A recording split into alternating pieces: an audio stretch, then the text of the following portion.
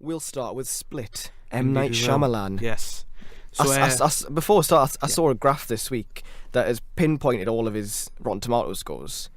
And, you've had that dip, and it's come back up. It's like a smiling face now. Oh. But it suggests that his next one could get over 100%. No. That's a joke, but this is Split. Yeah, so Shyamalan's had a bit of a mixed bag. He's had a stinker in his career, hasn't he? Yeah, he's had some mega hits like Signs and Sixth Sense and all that, and then he's had. Then he made The Happening, and other films like that. So After Earth, Last Airbender, Lady in the Water. Let's move past it. We've already forgotten. Yeah. So in Split, which is one we've been looking for quite a while. Yeah. The Visit was the film that people have been saying, it's the start of his comeback, but I wasn't really sold on that, to be honest. No, but that got some good reviews, and Yeah. some people sort of suggested that would be his return to form. But Yeah. I would suggest that this probably is more likely to be the one that kickstarts the. Yeah. Shama Pretty revolution. Shamanons? We'll have to think. Well, I haven't. No. Shamanescence? I don't know. We'll think of one. We'll think of one. Yeah. So in Split, Anya Taylor-Joy is at a birthday party. Well, and she's on a day out. I think it's a birthday party. With a few of her friends. It's one of the girls' birthday parties. Yeah, and she's been invited kind of out of pity. Out of pity. Yeah. And eventually, it's just her and two other girls left to be picked up, and one of the girls offers to give her a ride back home. They get in the car, however, when they realise that someone who isn't the person who's meant to be driving them gets in the car, it's actually Kevin played by James McAvoy, who is a sufferer of DID, which is a real life a real life affliction. Well, it's a cause of lots of debate. Yeah. M. Night Shyamalan himself thinks it's a real affliction, but it's obviously been extended to the realms of fantasy for the viewer of this film. Yeah. So DID, which is dissociative identity disorder, and he takes them back to his sort of cabin apartment underground lair, and that is where his nefarious plans for them will suddenly be revealed. And the fact is that he has quite a lot of different personalities. 23. 23. But he is very, very terrified that is going to be the emergence of a 24th personality, the Beast. So it's up to Anya Taylor-Joy and her mates to escape before he, kills them. Or does some things. Yeah. But it's never really made clear what he's going to do. Yeah, Yes. it's never made clear. So, I mean, to be honest, I was...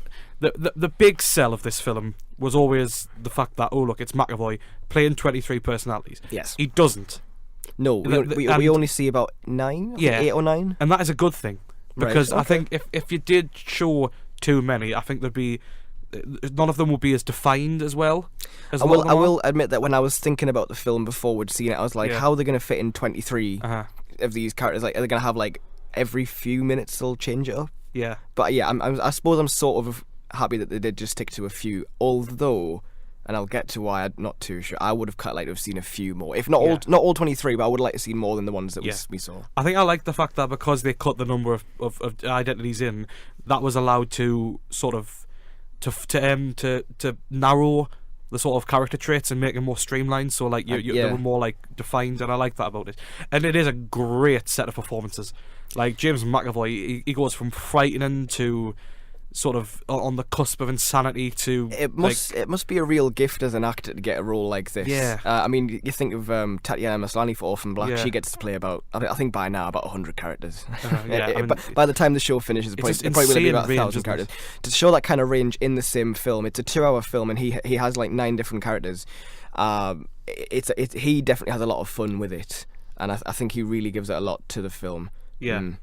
He definitely does, yeah. But it's just the fact that from one scene you're with one personality called Barry, who's a fashion designer, who's that over top sort of like really confident, like what you'd expect a fashion designer to be. Yeah. And then the next scene you'll be Hedwig, who is the 9-year-old boy that you see in the trailer. And I think a lot of people's favourite, because people choose their favourite personality. I think a lot of people are saying Hedwig because he's just so adorable, I guess. But it's just so unsettling to watch him like really encompass these characters, and you really, really do feel that this is a real character. I felt very sucked into it. I felt as if I wasn't watching James McAvoy at all. I was completely like the hair never changes. Like he doesn't really have any wigs, and he changes costumes, but he doesn't change like hairstyle. It's always just James McAvoy's like shaved head, and like from scene to scene, they all blend together. But they all like feel very separate, but blend together in your mind. So you don't even see James McAvoy, you just see Hedwig. That's one of the most terrifying things. He does that 9-year-old voice. You think, oh my god, that is Hedwig.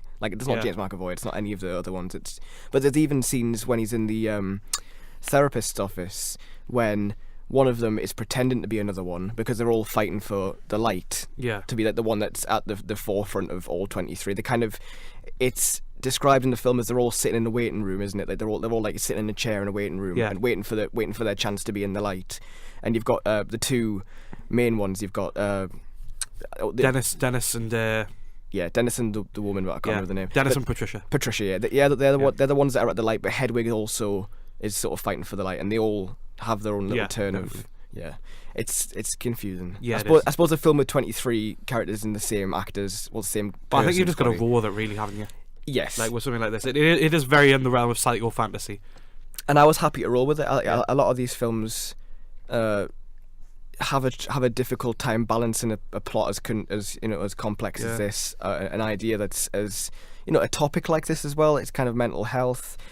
When I first saw the film, I thought possibly that it was a little bit exploitative, but I've had a chance to think more about it. That was a very gut reaction, just to kind of think, But I've kind of thought about the film quite a lot, since we saw it last Friday.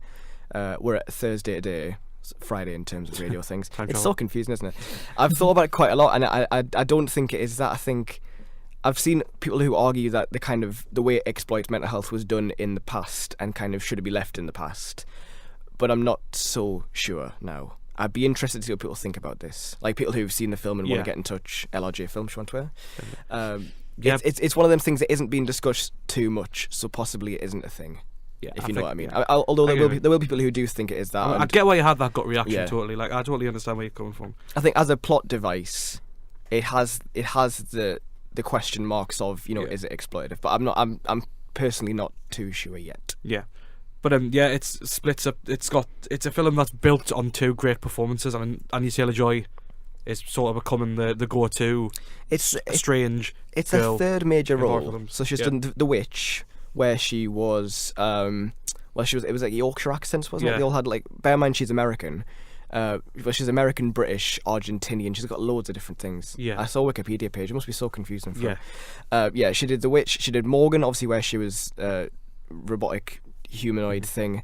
This is kind of her first role when she's a modern day human, but it shows that she's very versatile. I think she gives one of the best performances of the film in a film that's kind of built on McAvoy and Taylor-Joy as being the two leads and two very strong leads, and I think she should not be forgotten as well. Like the credit for the film's going to go to McAvoy, but she deserves just as much. I kind of wish she was given more to do. I think her performance, this is no reflection on her, I think the character is very one note.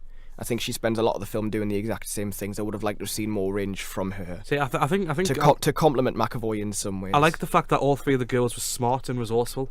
They were they were. I was worried that there might have been horror tropes as soon as they were locked in the bedroom in the early scenes. There's one thing I wanted to bring up. When he starts asking them to remove items of clothing, I don't know about that. I wasn't sure about that. That kind of falls into a trope that I wasn't too fond of personally. It made them feel, I don't know, overly vulnerable possibly. Yeah. Which maybe didn't need to be a thing. Yeah, maybe. I guess it's sort of like the implied versus physical threat. Because I think you always root for Kevin. Yeah. Because of the circumstance that he's in, he does bad things, but you kind of know that in him somewhere there's obviously 23 people. Some of them are good, some of them are bad. Yeah. So you always kind of root for him because you feel sorry for him. But I don't know. There's a lot. It raises a lot of questions. I'm pleased that the film's done this. I'm pleased that it's a film that kind of has a lot to talk about when it could have been, far worse. But being M. Night, of course, there's got to be a twist. And is the twist good? Well, obviously we can't say what it is. But is it good? We can't say what it even alludes to or anything. Well, there's two. There's two. Yeah. There's one big one pretty major one.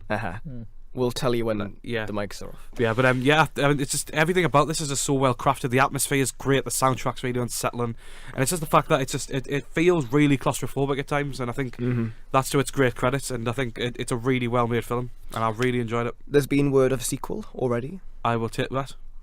I'll be interested to see where the story goes after this. So Split, it's in cinemas now. Empire Cinemas gave us some tickets to give away. We've dished them out now. The winner has been chosen. But thank you to Empire for giving us those. Very cool indeed. Stick around on our Twitter page to see more.